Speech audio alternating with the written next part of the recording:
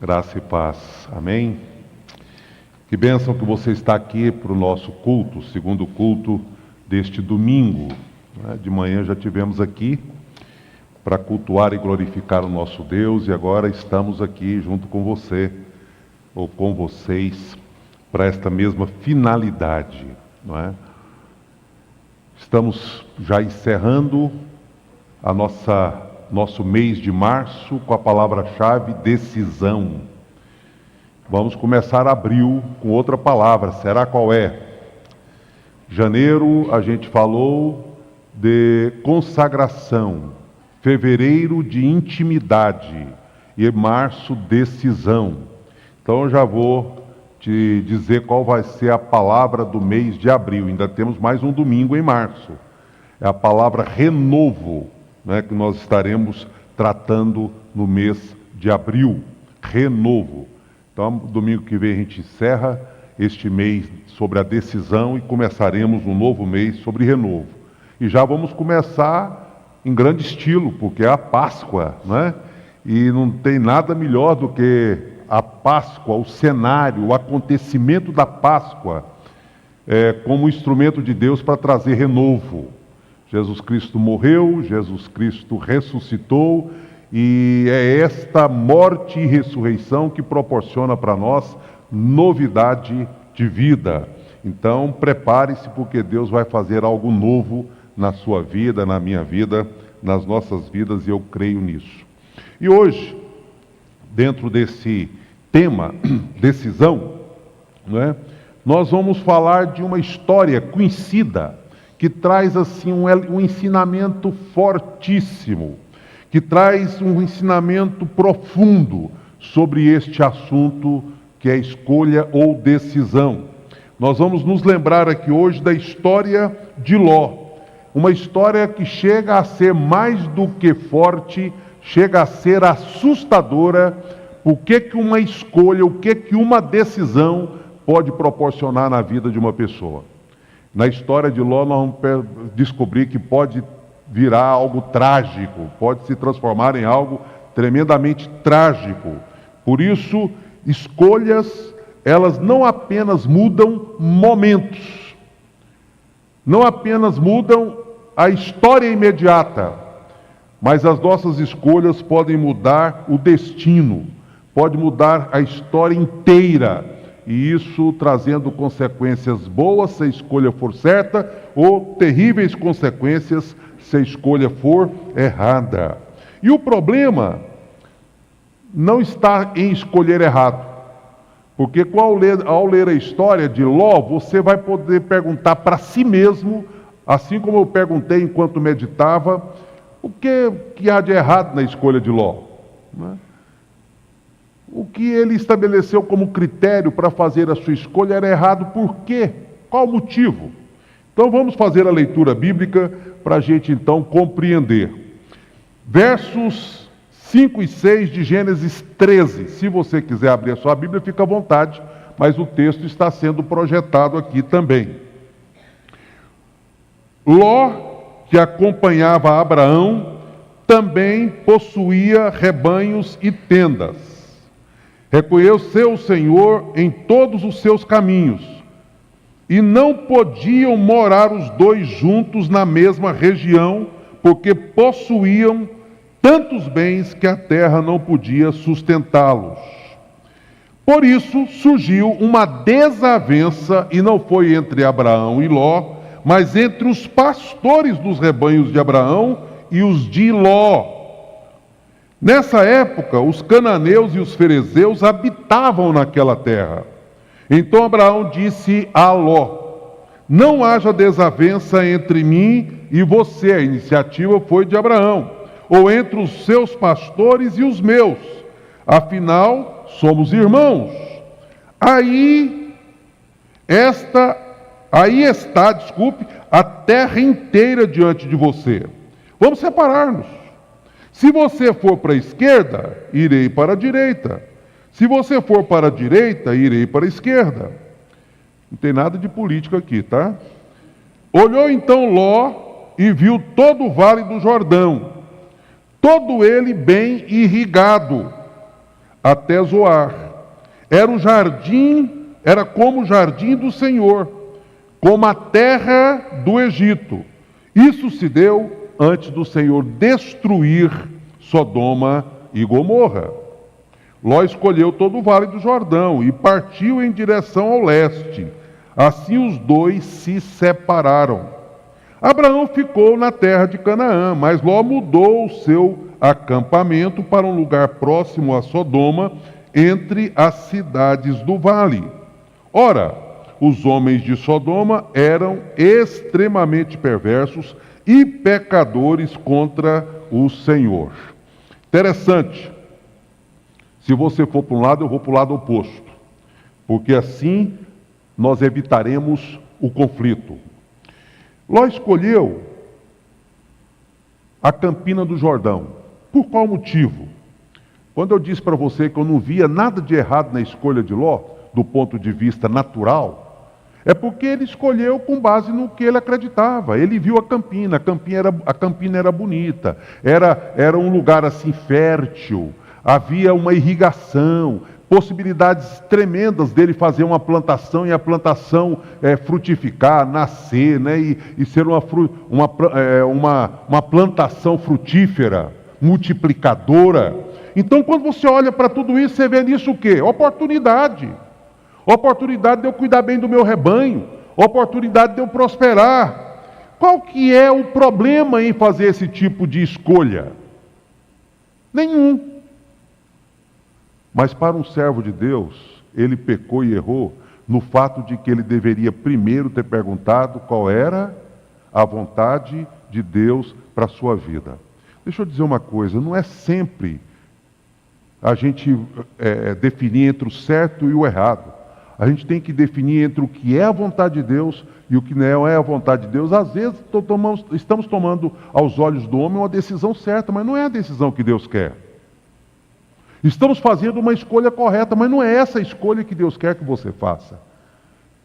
E você vai perceber no decorrer da nossa reflexão que foi este o erro de Ló e foi este o acerto de Abraão.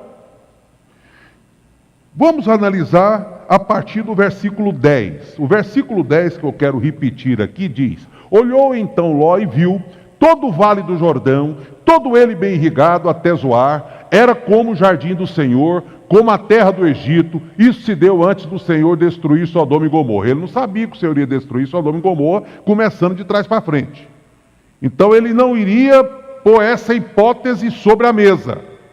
Mas o que diz o texto antes disso? Ele começou dizendo assim: olhou então Ló e viu todo o vale do Jordão.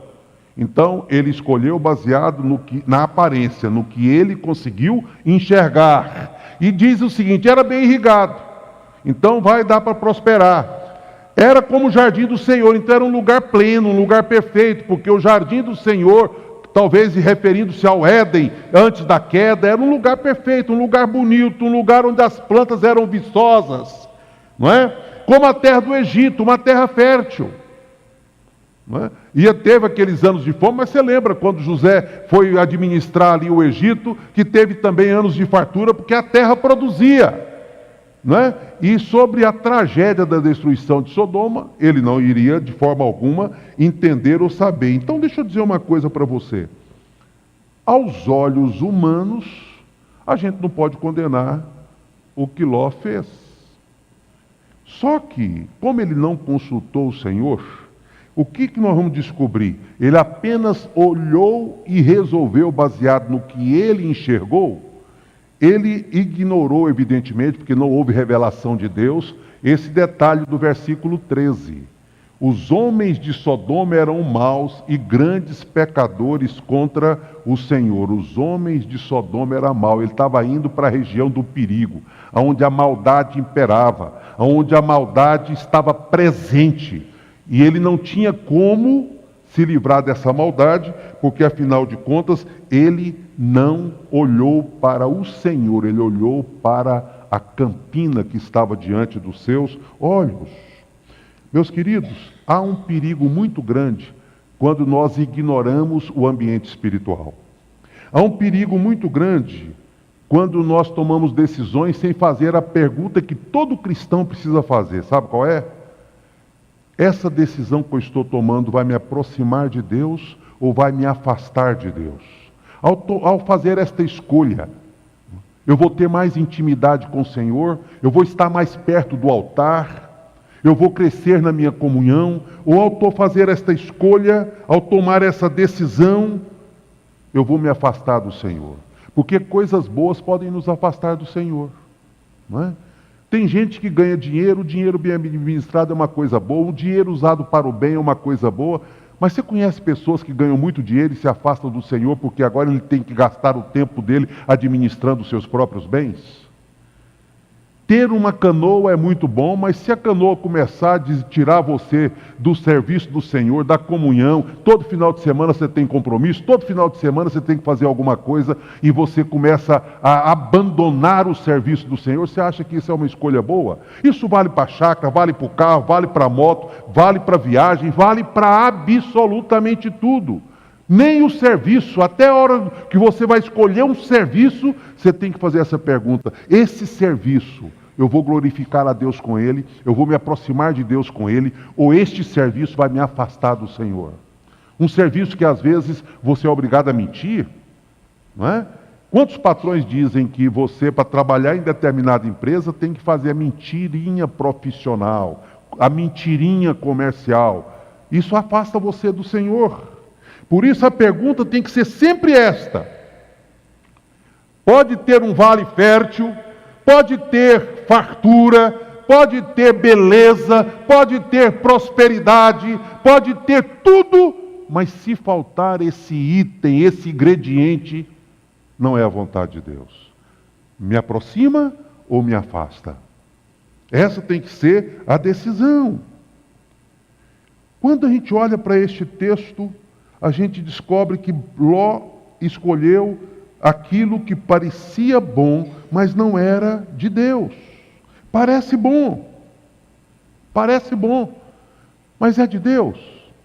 Eu não sei se você já teve a oportunidade de fazer uma compra de uma mercadoria que chamou muita atenção sua na vitrine. Já teve essa experiência? Você passou, ela estava exposta, nossa, que objeto maravilhoso. Né? Às vezes a pessoa punha ele bem limpinho, aquele vidro bem limpinho, aí você vê a vitrine por trás daquele vidro, aquele objeto chama a sua atenção, às vezes até com a decoração, um forro colorido, e você empolga e compra e chega em casa, não é bem do jeito que você pensou que seria. A aparência te enganou. Meus queridos, como é perigoso ser levado pela aparência. Aí você abre o embrulho, você põe na tomada, você vai mexer e você diz: puxa, eu pensei que era diferente. Eu imaginei que era diferente. É exatamente isso que acontece com algumas decisões que nós tomamos. A princípio parecem boas, parecem bonitas, e depois você percebe que mesmo sendo bonito não é de Deus. Mesmo sendo bonito, ela não era a vontade de Deus para a sua vida.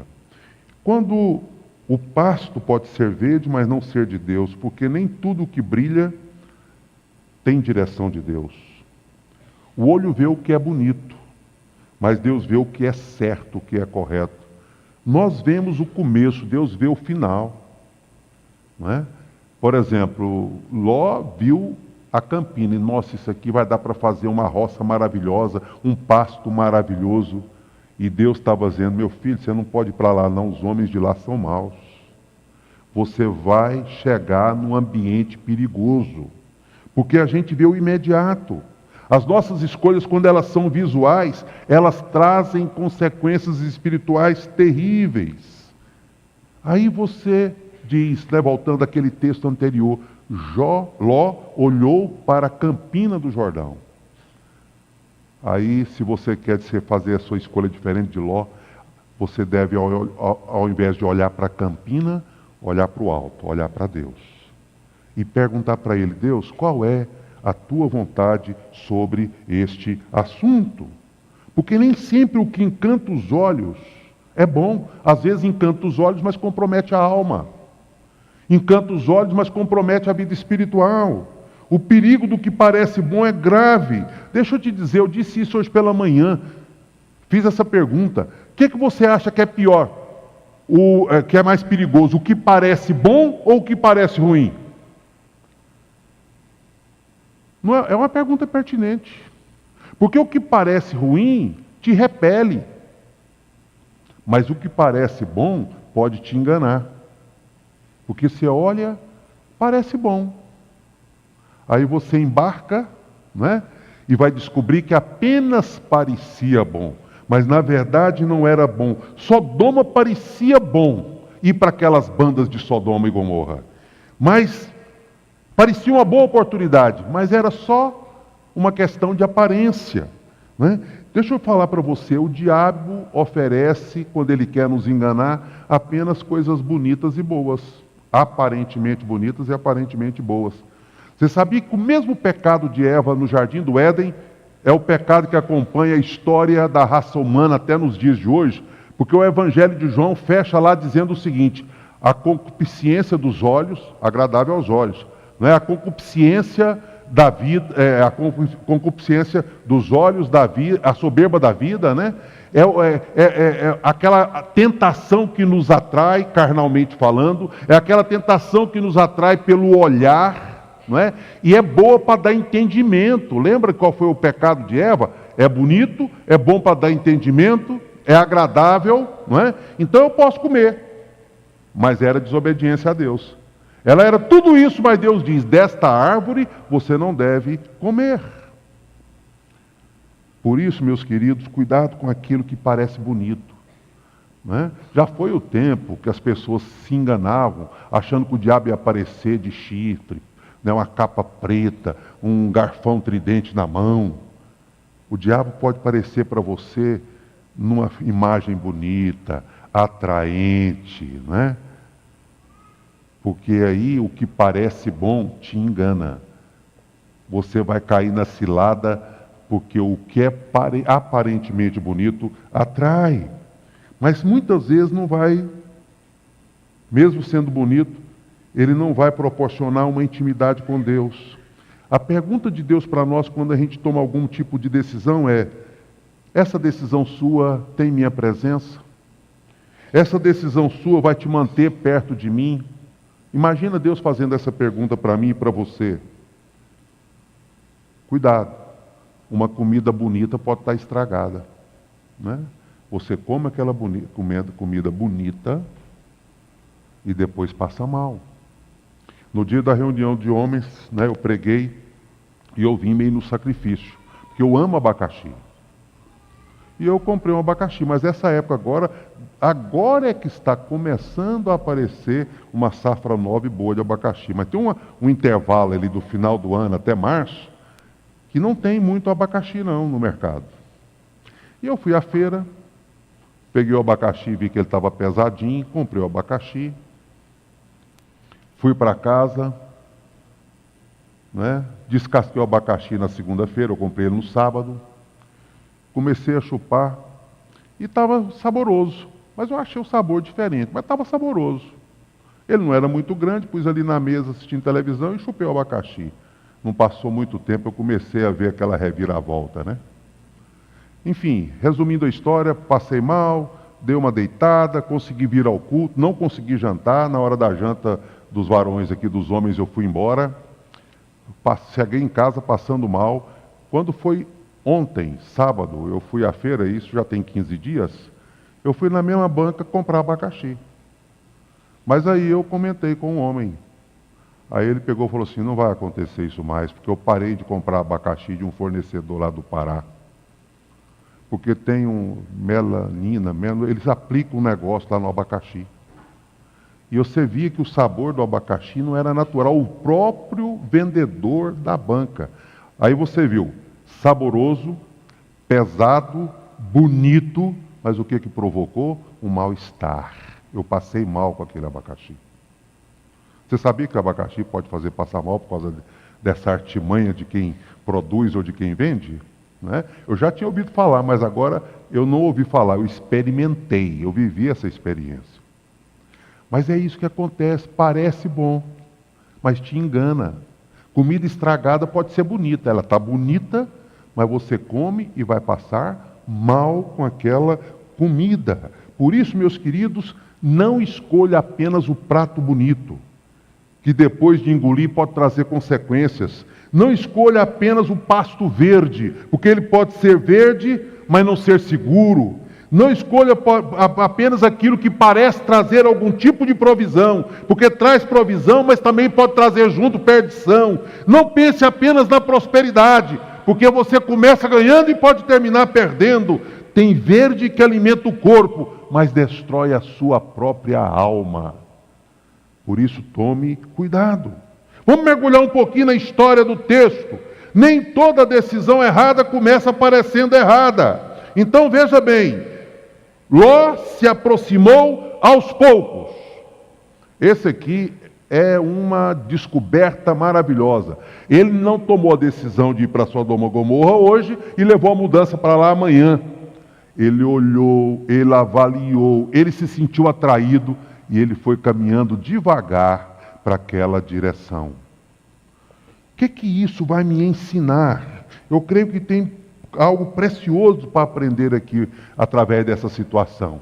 Abraão ficou na terra de Canaã, mas Ló mudou o seu acampamento para um lugar próximo a Sodoma, entre as cidades do vale.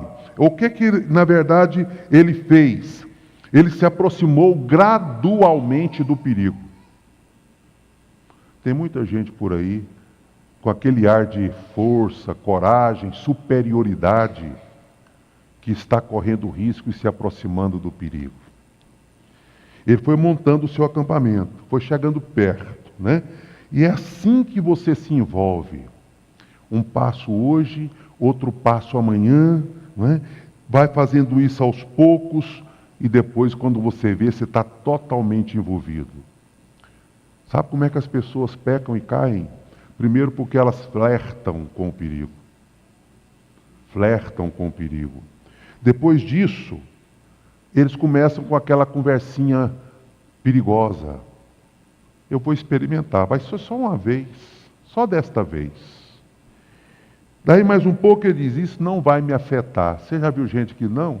Isso aí não me afeta não. Eu sei o que estou fazendo, eu tenho força, tenho vigor, dou conta. Quando você menos espera, você está envolvido, mergulhado, chafurdado, como diz o nordestino, está lá no fundo, totalmente comprometido com o pecado e com o erro.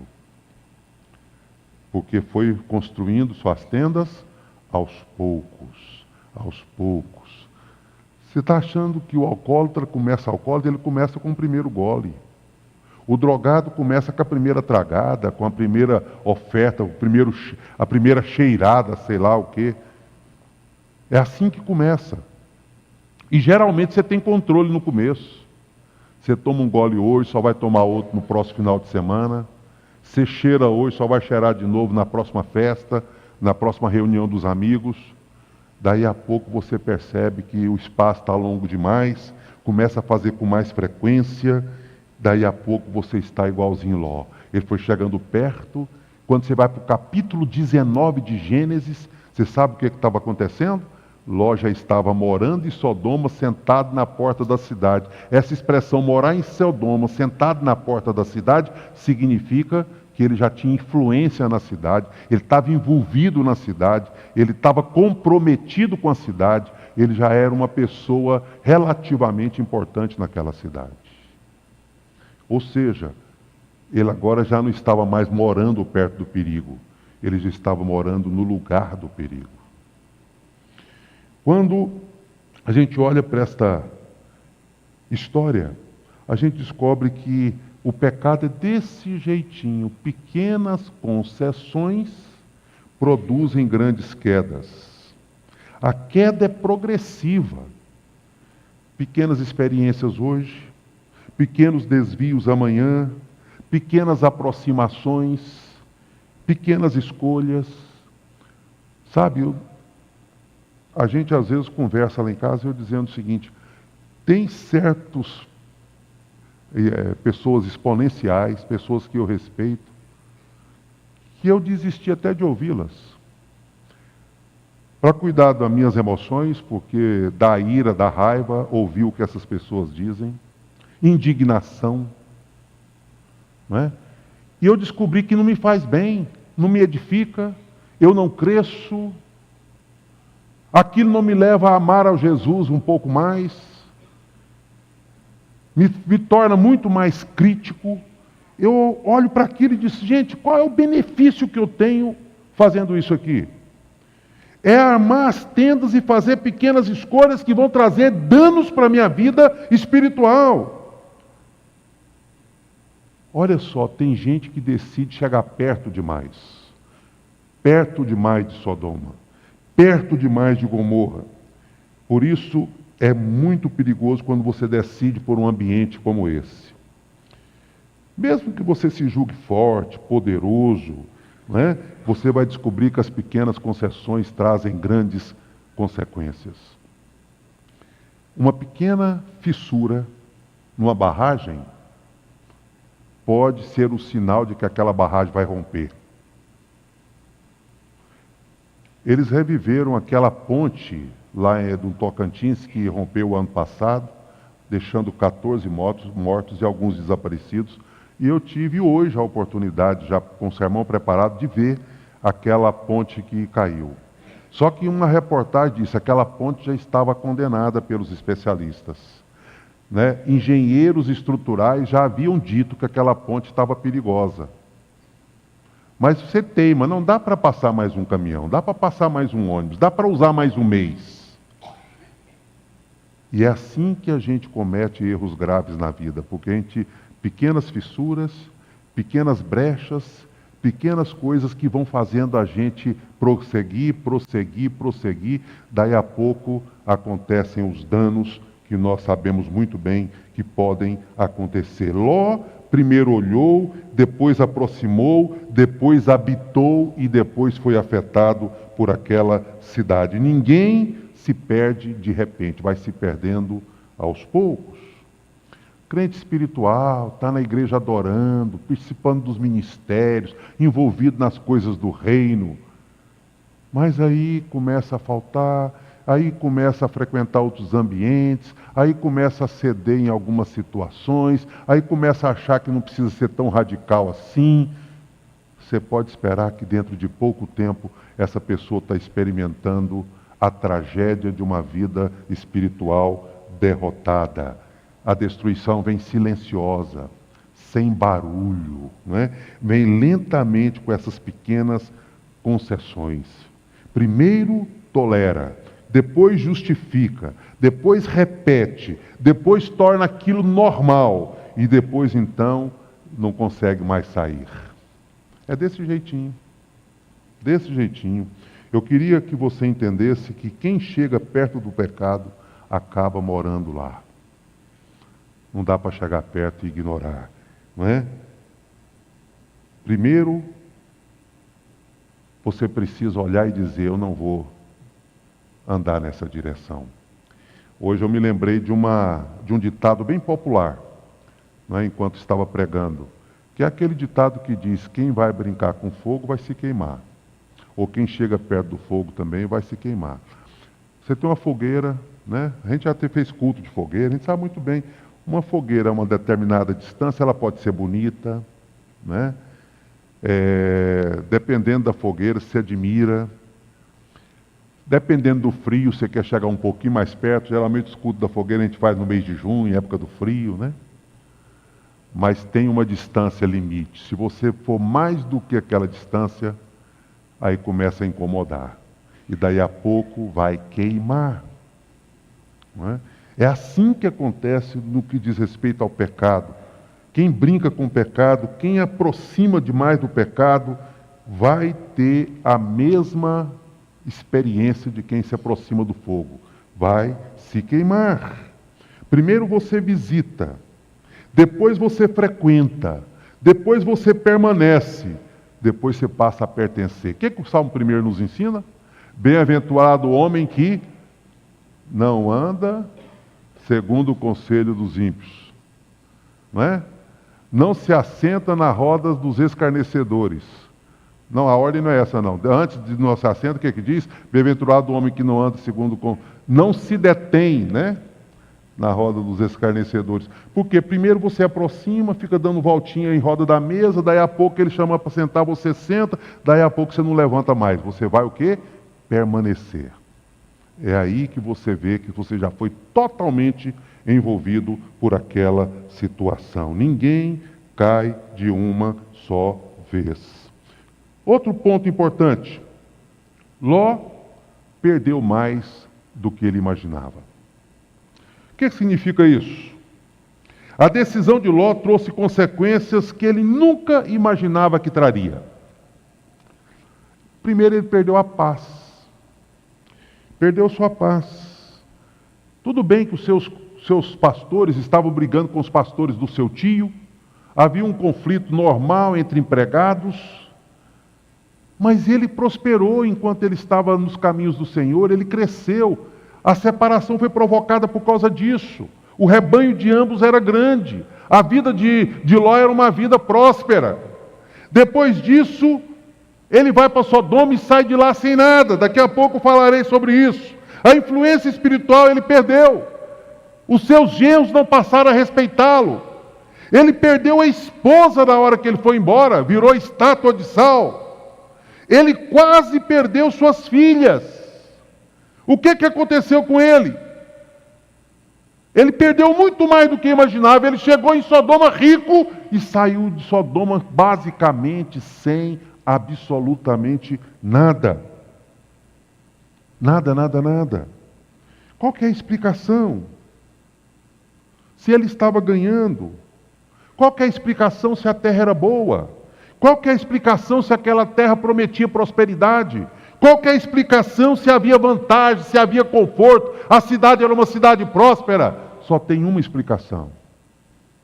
Ló escolheu baseado na sua experiência humana, baseado no que ele viu e não baseado na vontade de Deus. O texto nos mostra algo muito forte nesse sentido. O pecado sempre promete, mas não entrega. Promete o prazer que ele não entrega, promete a alegria que ele não entrega. Você vai iludido, pensando que vai ter muito, e acaba perdendo o pouco que você tinha ou o muito que você tinha. Ló perdeu muito mais do que ele imaginava, porque é exatamente isso que acontece. Decisões sem Deus sempre têm um alto preço. Seja ele emocional, seja ele espiritual, seja ele familiar. Às vezes você decide e outras pessoas sofrem por causa da sua decisão. Você faz uma escolha errada, seus filhos sofrem por causa da escolha errada que você fez. Nós estamos no ano falando de legado. Ontem nós falamos de legado. O encontro de casais tem esse tema legado. A gente fica louco para deixar os filhos bem. O dia que eu for embora, meu filho vai ficar rico. Será que este é o principal tesouro que eu preciso deixar para os meus filhos? Dinheiro. E o legado espiritual? E a fé? E o compromisso com Deus? Será que não é esse o principal legado que eu preciso deixar para os meus filhos? Vida de coerência. Será que o seu filho vai dizer assim daqui a uns anos, eu quero terminar a vida igual meu pai? Servindo ao Senhor, satisfeito. Não tem muito, mas o que ele tem é suficiente. Deus deu para ele essa satisfação que você não encontra só na conta bancária, você encontra no relacionamento com Deus. Consequências da nossa decisão podem atingir as pessoas que nós amamos. As decisões que tomamos pode custar o que a gente nunca quer perder. Olha, a coisa mais preciosa da minha vida é meu filho, é minha filha. Não é? Mas dependendo da escolha que você fizer, você pode dar tudo o que você imaginar para o seu filho e para a sua filha. Mas um dia você vai lamentar porque você perdeu. Porque você deixou de dar o essencial. Você deixou de dar o mais importante. Né? Qual foi a diferença entre Abraão e Ló, para a gente já ir caminhando para a nossa conclusão? Qual foi a diferença entre Abraão e Ló? Ló escolheu, Abraão confiou. Gênesis capítulo 13, versículo 14, vai nos dizer o quê? Vai dizer, 13 e 14, olha o que vai dizer. Não, 13, 14 e 15, melhor dizendo. Disse o Senhor a Abraão, depois que Ló separou-se dele: de onde você está, Abraão? Olhe para o norte. Vamos supor que, né? Olhe para o norte. Olhe para o sul. Não, o norte é para cá, desculpa. Olhe para o norte, olhe para o sul.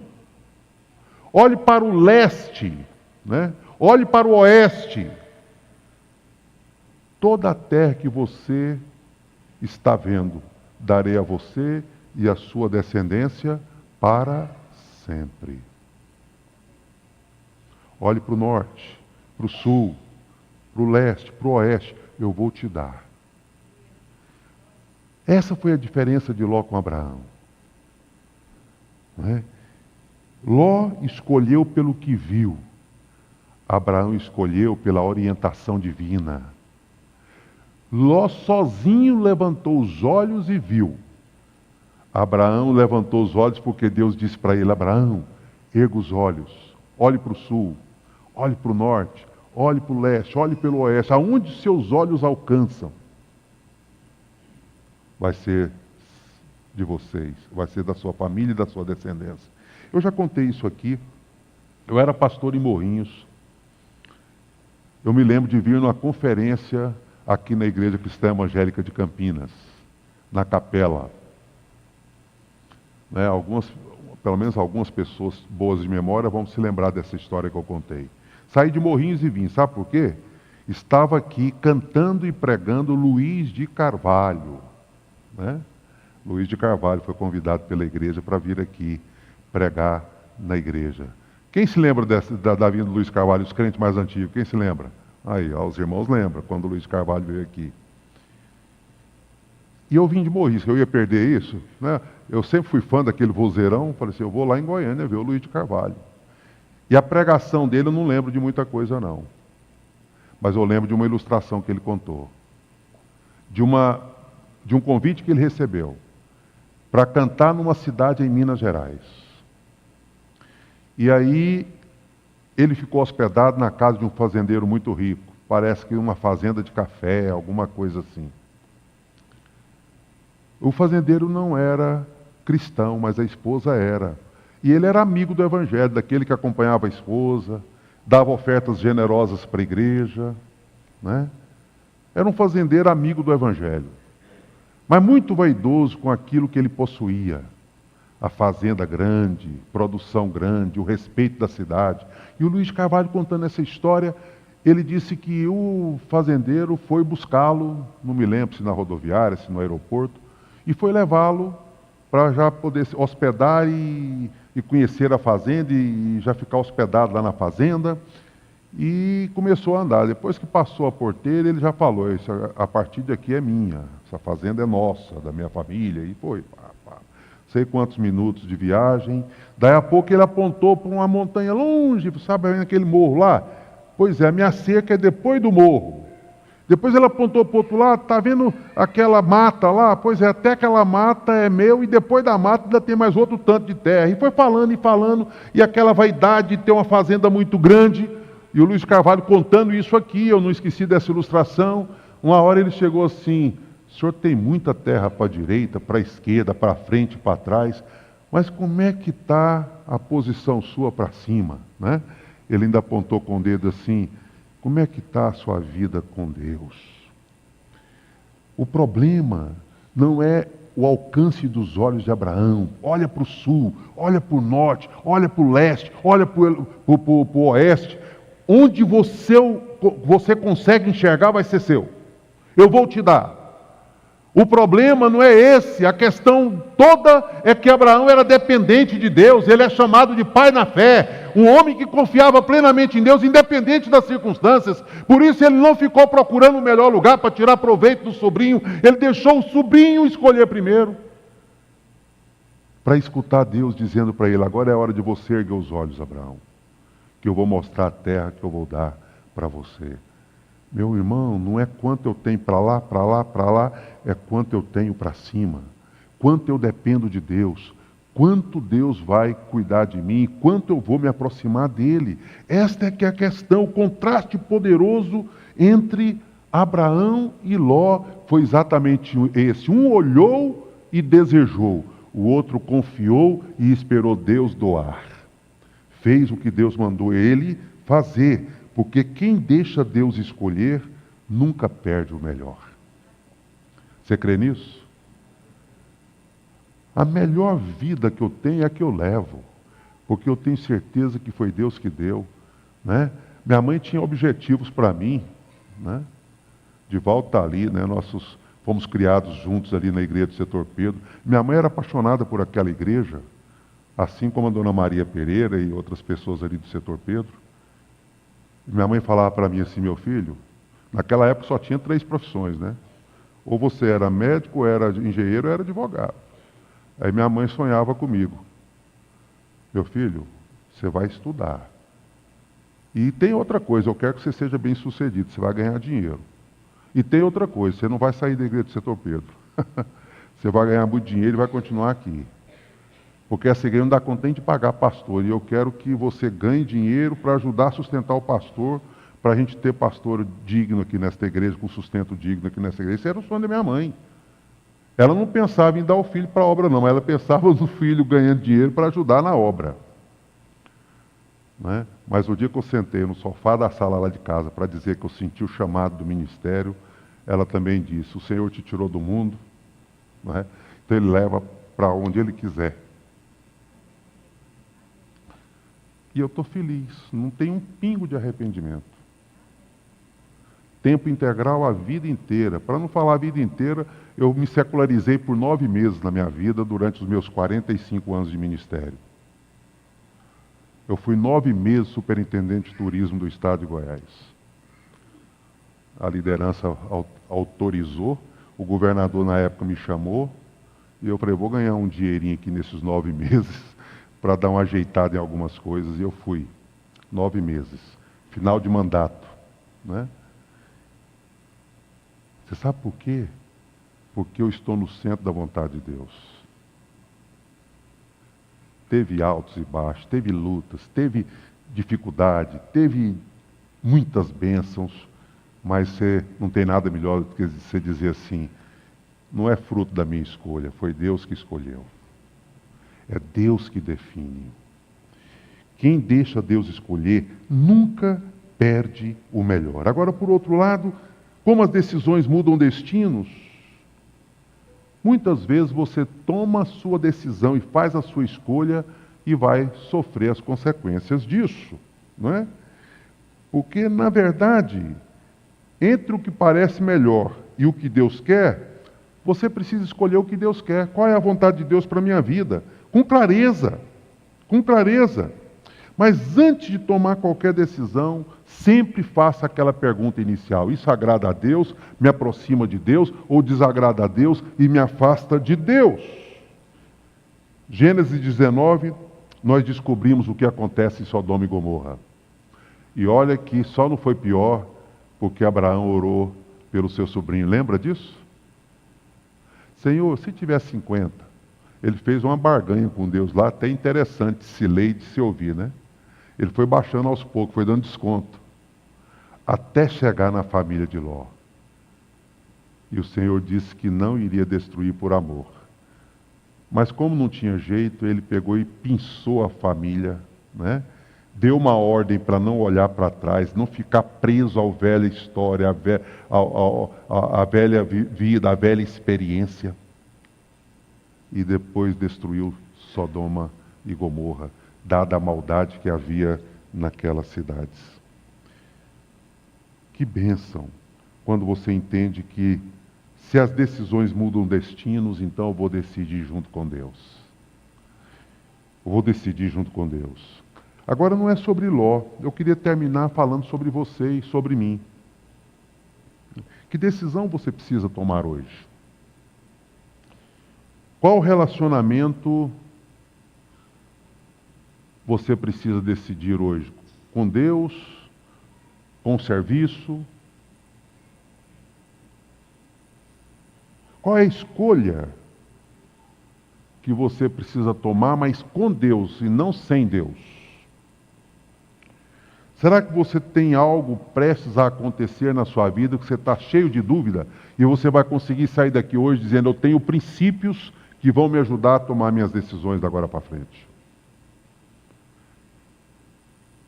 Não é o salário que eu vou ganhar no final do mês? Não é o fato de eu gostar ou não gostar? Eu vou perguntar qual é a vontade de Deus. Talvez seja dia de você parar, reavaliar, colocar Deus no centro da sua decisão e dizer assim, com convicção, não é? Eu vou fazer as escolhas daqui para frente baseadas na vontade de Deus. Escolha a vontade de Deus e você jamais irá errar. Vai ter momento que vai parecer difícil, vai ter momento que vai parecer estranho, mas ao final você vai descobrir que bênção que eu me deixei levar pela vontade de Deus. Queria convidar você para nós orarmos. Eu disse de manhã que a vida é feita de pequenas escolhas, que às vezes não fazem muita diferença, mas também é feita de grandes escolhas que podem alterar o destino e a história da nossa vida. Pequenas escolhas é o que eu vou vestir, o que eu vou comer, qual é o trajeto que eu vou fazer para o trabalho. Mas você tem que fazer grandes escolhas de repente. Com quem vou me casar? Onde eu vou trabalhar? Que negócio eu vou fechar essa semana? Seja as pequenas escolhas, ou seja as grandes decisões, eu queria desafiar você a sair daqui hoje determinado, dizendo: eu não vou tomar nenhuma decisão na minha vida sem colocar Deus em primeiro lugar. Sem primeiro consultar o Senhor.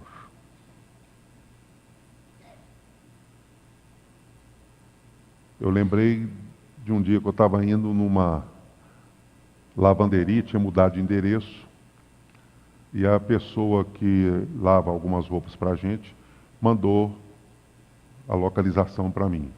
Mas ela me explicou por alto onde era. E eu saí daqui da igreja e peguei e coloquei para, voltando para casa, passar lá. E aí eu não estou acostumado com o GPS errar, né? O Google Maps, né? Aí eu vira à direita, segue em frente, vamos ver e tal. E olhando estranho aquilo ali, mas assim, não, de certo, tem trânsito engarrafado, tem uma razão para ele estar me levando para esse lugar, né? E fui. Daí a pouco, em vez de aproximar, estava distanciando. O negócio que era meia hora, que era 25 minutos, já estava 30, já estava 35, só 30 é errado. Parei, eu descobri que deu um probleminha lá, porque eu estava sem internet. A minha operadora tinha dado um pânico lá e estava sem internet. Aí ele desconfigurou tudo e mandou você para um lugar totalmente errado. Mas aquilo me fez pensar. Muitas vezes a gente está andando na direção errada porque o nosso GPS está estragado. Você acredita nisso? Nós não estamos em intimidade com Deus, a nossa conexão acabou. E sem conexão com Deus, você desvia a rota. E desviando a rota, você pode estar indo, em vez de para perto, para longe. Né? Em vez de aproximar, você está distanciando. E eu peguei, recalculei, né? E voltei. Perdi um tempo danado, por quê? Porque o GPS me levou para o lugar errado. Eu queria desafiar você a pedir: Senhor, eu não quero errar a rota. Eu não quero prejudicar minha vida. Eu quero decidir tudo de acordo com a tua vontade. Amém?